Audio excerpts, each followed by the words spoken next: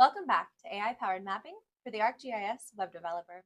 Today we're going to take a 3D ArcGIS scene, send one event description to AI, and use the result to set the sky and clouds to match the mood.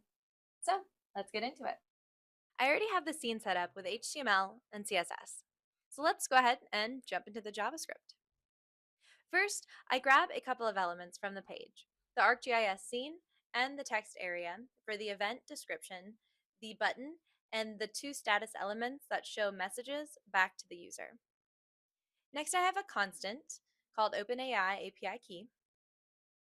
And for this demo, I'm putting it directly here, but once again, always be sure to keep this on the back end once you ship. Now, the main helper is call AI for weather.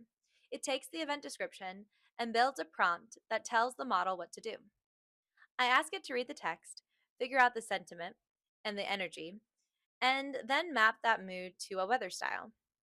I tell it to return a JSON object with a type, cloud cover, precipitation, and a short label.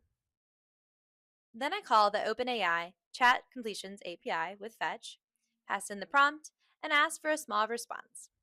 When the response comes back, I grab the text from the first choice and parse it as JSON. Now below is set weather from event, which runs when the user clicks the button. I read the text from the text area, disable the button, and show a quick reading the mood message while the request is in progress.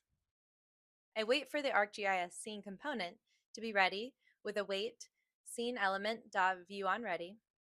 Then I call my call AI for weather helper with a description.